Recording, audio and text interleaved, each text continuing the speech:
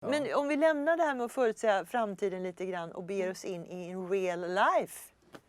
För nu ska vi få lite nys på det. Ja, nu ska vi få ta del av en presentation som har rubriken Cyber meets reality.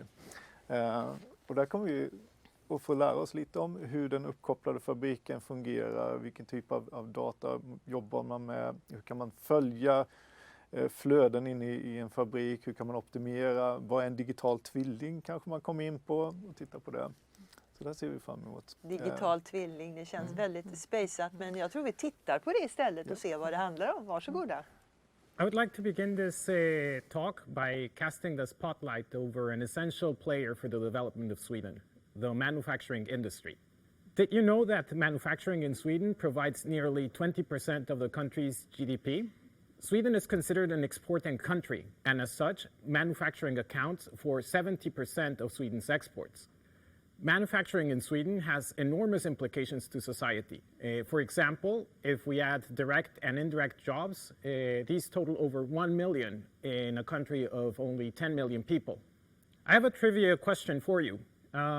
What is the most common activity in a factory? Is it putting things together, taking things apart?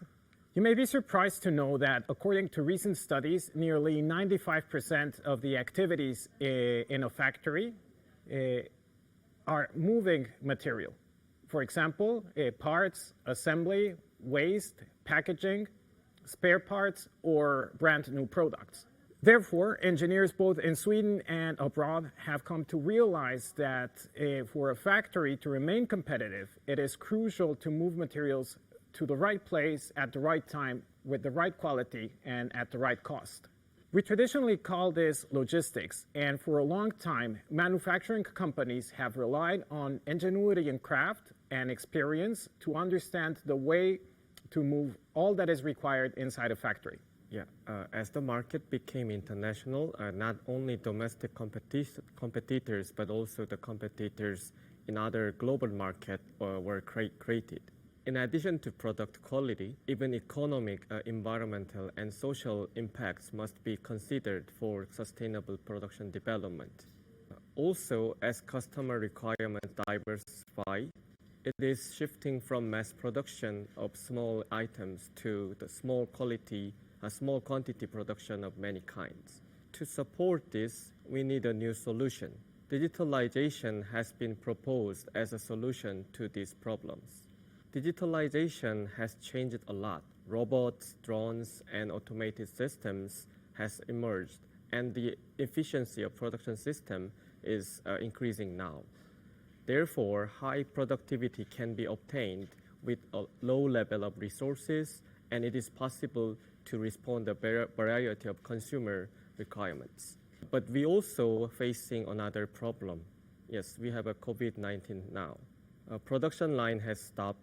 Airports, terminals, and ports has been restricted, which is affecting the manufacturing industry also. In this context, what specific challenges are we facing in the field of production logistics? Most of the work in production logistics is still done by manual work. Also, most facilities are still often offline and cannot be tracked.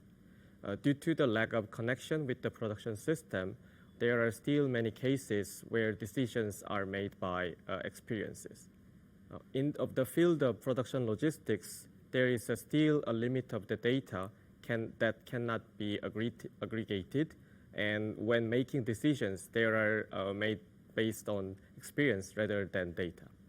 In addition, even if you have a solution derived through the decision making, there are many cases where you do not know whether it was applied as intended when it was actually applied or executed. Manufacturing companies eager to increase their competitive advantage and develop their logistics competence have approached the KTH. And at the KTH campus Södertälje, manufacturing companies work together with our production logistics research group and access specialized knowledge for applying digital technologies. The purpose of this collaboration is that of planning, implementing, and controlling the efficient flow of materials and information in a factory. This is achieved through a number of research projects, including the use of laboratory environments where manufacturing companies and researchers can prototype solutions. Digital technologies include the use of robots, sensors, IT networks, and simulation models that allow to acquire, handle, and use data from logistics. These technologies help companies achieve active perception, response, and autonomous decision-making on how materials move in factories in real time. The effort of manufacturing companies is essential for meeting the future needs of the industry, including responding dynamically to reducing batch sizes, fluctuating demands, and product customization. We have two examples of this for ongoing projects, including Digilog and CPALS. Digilog is a collaboration between Scania, AstraZeneca, Virtual Manufacturing, Fraunhofer Chalmers Center, Södertälje Science Park, and KTH. The purpose of Digilog is to build 3 existing test beds and interconnect via digital model, simulating a typical production logistics environment. In this project, companies work together with KTH for supporting gradual transition to digitalized logistics. In CPALS, it's an international collaboration between companies in Sweden and South Korea. From Sweden, we have Ericsson, Scania, HD Wireless. And these companies vary according to their size and technical competence. The purpose of CPALS is to better handle and understand how material flows in a factory. The proposed resolution seems very promising. However, we expect to have some complications on the way. Let's have a look into it from 2 different perspectives. First, what are the technical challenges of transition towards a digital production logistics system? Second, what are the complications from organizational perspective? Technically, we have many legacy systems that need to be integrated into our new frameworks. There will be many players that we should collect data from them, like suppliers, transportation system, manufacturing, and retailers. Less known pros and cons of new technologies will be problematic. Data ownership, level of authorization, and data sharing agreements will be a problem.